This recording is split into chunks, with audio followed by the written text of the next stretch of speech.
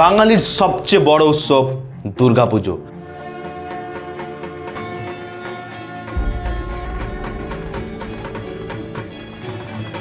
আশা করি দুর্গাপুজো আপনাদের ভালোই কাটলো বা কাটবে।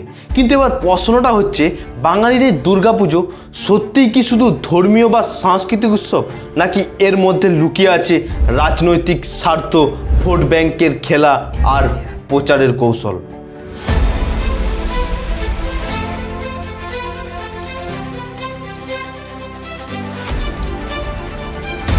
চলুন আজকের এই ভিডিওতে খুঁটিনাটি বিশ্লেষণ করব কিভাবে রাজনৈতিক দলগুলি দুর্গাপুজোকে ব্যবহার করে নিজেদের শক্তি বাড়ানোর জন্য, ভোট ব্যাংকে ভোট বাড়ানোর জন্য, নিজেদের ক্ষমতা প্রদর্শনীর জন্য।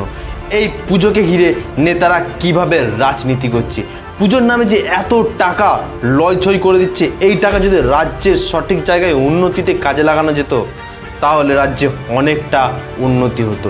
এবং এই পুজোর কি সমস্যা আছে, সেই সমস্যাগুলিকে ভবিষ্যতে সমাধান করতে হবে যাতে সুষ্ঠুভাবে পুজোটা পরিচালনা করা যায়।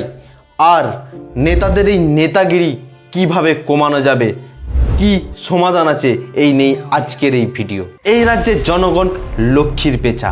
কখন কি আপনি ভেবে দেখেছেন এই দুর্গাপুজো উৎসবকে ঘিরে আপনি কি পান?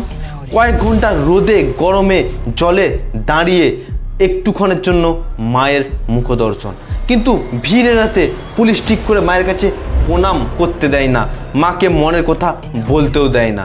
কিন্তু পুজোর চারিদিকে মায়ের বীরত্বের কথা কম, এই সাথী ওই সাথী, এই প্রকল্প ওই প্রকল্পের অ্যাডভার্টাইজমেন্ট, মানে মায়ের থেকে দিদির ছবি বেশি। মানে দুর্গাপুজোকে ভক্তির জায়গা থেকে নেতাদের নিজেদের প্রমোশনের জায়গা বানিয়ে দিচ্ছে। অনেক সাধারণ মানুষ বলছেন কি আমরা মা দুর্গাকে দেখতে এসেছি, কোনো নেতাকে নয়। আবার অনেক সাধারণ মানুষ বলছেন কি নেতারা এলে ভালোই হয়, মানে পুজোটা একটু বড় রকম করে করা যায়, মানে টাকা আসে, বুঝেছেন তো? আচ্ছা, আপনি কি মনে করেন রাজনীতি ছাড়া এত বড় আয়োজন কি সম্ভব? আর যদি সম্ভব হয় সেটা কিভাবে? না রাজনীতি এই দুর্গাপুজোকে কলুষিত করছে। নমস্কার, আমি নয়ন, স্বাগতম জানাই আমার চ্যানেল বাস্তবতা বড় কঠিন, যেখানে বাস্তবে ঘটে যাওয়া ঘটনাগুলিকে সহজ সরল ভাষায় আপনাদের সামনে উপস্থাপনা করি। চলুন শুরু করি আজকের পর্ব। দুর্গাপুজো 5 দিনের উৎসব, কোটি কোটি বাঙালির আবেগ। মা বছরে একবার আসেন বাপের বাড়িতে, এবং এই বাপের বাড়ির মানুষজন ছোট থেকে বয়স্ক সবার সাথে আনন্দ করেন, একসাথে খাওয়া দাওয়া করেন, এবং এই আনন্দে অংশগ্রহণ করেন সাধারণ মানুষের ভক্তি, শিল্পকলা, সংস্কৃতি। কিন্তু বর্তমানে সমানভাবে অংশগ্রহণ করছেন, মানে তালে তাল মিলিয়ে অংশগ্রহণ করছেন রাজনীতিও। এখন দুর্গাপুজো কি আসলেই উৎসবের মেলা নাকি রাজনৈতিক দাবার চল? চলুন দেখে নিই নেক্সট অধ্যায়ে। দুর্গাপুজো আর রাজনীতির সম্পর্ক নতুন কিছু নয়। ব্রিটিশ আমলেও বড় বড় জমিদাররা এই দুর্গাপুজোর আয়োজন করত নিজেদের ক্ষমতা দেখানোর জন্য। স্বাধীনতার পূর্বে এই পূজা মণ্ডপগুলি ছিল রাজনৈতিক আলোচনার কেন্দ্রবিন্দু, যেখানে স্বাধীনতা সংগ্রামী সহ সাধারণ মানুষ সবাই একসাথে মিলিত হতো। আজকের দিনে সেই ঐতিহাসিক যোগসূত্রের নতুন আকার নিয়েছে। আগেকার সেই জমিদারের জায়গা নিয়েছে এখন রাজনৈতিক দলগুলি। একটা মাঝারি মানের পুজো করতেও লাগে কয়েক লক্ষ টাকা, আর কলকাতার এই বড় বড় প্যান্ডেলগুলিতে খরচা হয় কয়েক কোটি টাকা। কোথাও বুর্জ খলিফা, কোথাও রাম মন্দির, কোথাও প্যারিসের টাওয়ারের আদলে তৈরি করা হয় প্যান্ডেল। কিন্তু আমার মনে হয় জানেন তো, ওই টাকাগুলি যদি রাস্তাঘাটে উন্নতিতে কাজে লাগতো তাহলে জল জমতো না কলকাতায়, সেখানে বৃষ্টিতে প্যান্ডেলগুলি ভেসে যেত না। বড় বড় শো প্রোগ্রামের জন্য লক্ষ লক্ষ কোটি কোটি টাকা খরচা করে বাইরের থেকে নিয়ে আসা হয় সেলিব্রিটি। কিন্তু আপনি কি কখনো ভেবে দেখেছেন এত টাকা আসছে কোথা থেকে? চলুন আমি বলে দিচ্ছি। স্পন্সরশিপ, ব্যবসায়ী, কর্পোরেট, কোম্পানি, রাজনীতিবিদদের ঘনিষ্ঠ ব্যবসায়ী, রিয়েল এস্টেট। এবার প্রশ্নটা হচ্ছে, এনারা এত টাকা দেবেন কেন? এখানে লুকিয়ে আছে রাজনীতির বিনিময়, প্রভাব, কন্ট্যাক্ট, টেন্ডার আর রাজনৈতিক যোগসূত্র। এভাবেই দুর্গাপুজো অর্থনৈতিক শক্তি ও রাজনৈতিক খেলার মাঠে পরিণত হচ্ছে। আপনি কি মনে করেন এই অর্থনৈতিক ও রাজনৈতিক খেলার ফলে দুর্গাপুজোর প্রতি মানুষের ভক্তি কি কমে যাচ্ছে? জানাবেন কমেন্টে। চলুন এবারে দেখে নিই এর ফলে রাজনৈতিক দলগুলির কি লাভ হয়। পুজো মণ্ডপে গিয়ে নেতারা শুধু দেবী দর্শনই করেন না, তারা ভোটের দর্শন করে। সাধারণ মানুষের কাছে নিজেদেরকে আপন জন হিসাবে তুলে ধরতে ছুটে যান, আর উদ্বোধন করতে মন্ত্রী, সাংসদ, কাউন্সিলররা ছুটে যান। কেন জানেন?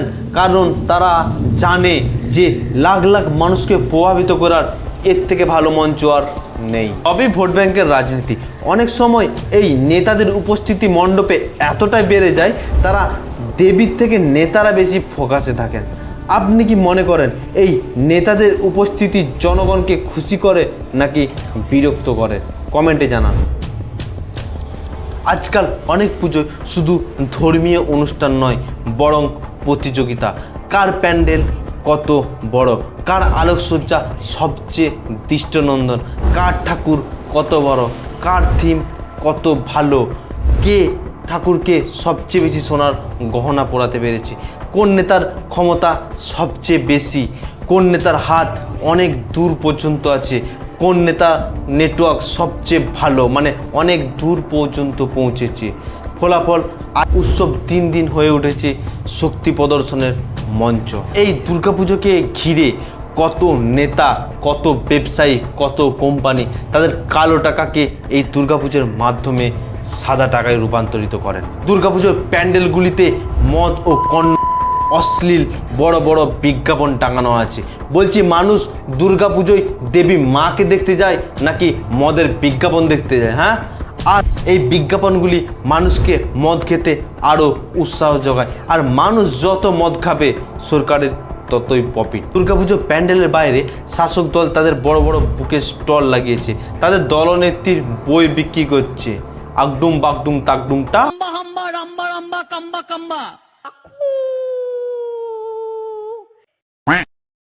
আজকের দিনে দুর্গাপুজো শুধু প্যান্ডেলই সীমাবদ্ধ নয়, সোশ্যাল মিডিয়া রাজনৈতিক খেলার নতুন মঞ্চ, যেখানে নেতারা পুজোর মণ্ডপে আসে, তাদের ছবি ভাইরাল হয়, তাদের লাইভ স্ট্রিম দেখানো হয়, তাদের ভিডিও টিভিতে চালানো হয়।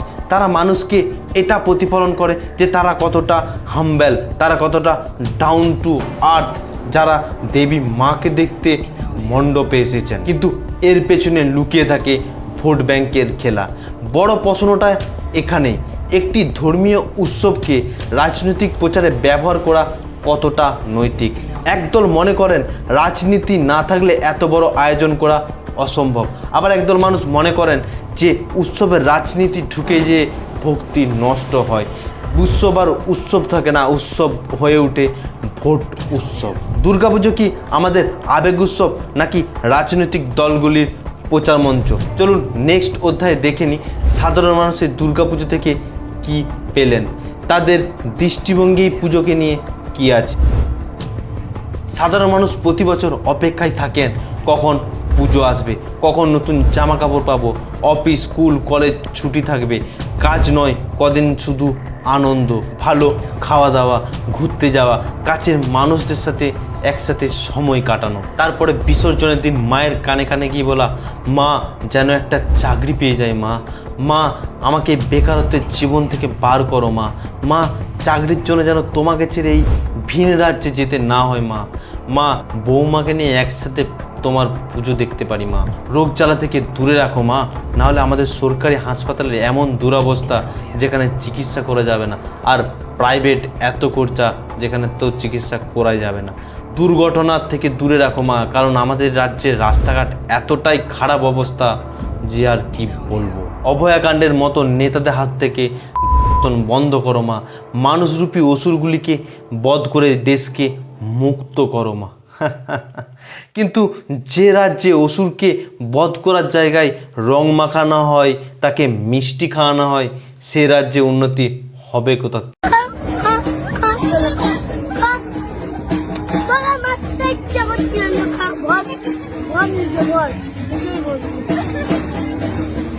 ভিডিওটা যদি ভালো লেগে থাকে তাহলে একটা লাইক দিয়ে আমাকে উৎসাহ করুন, কারণ এত ঘেমে আপনাদের জন্য ভিডিও বানাচ্ছি।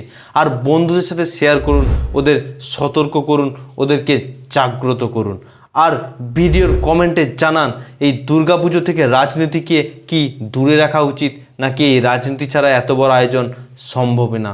চলুন দেখা হচ্ছে নেক্সট ভিডিওতে।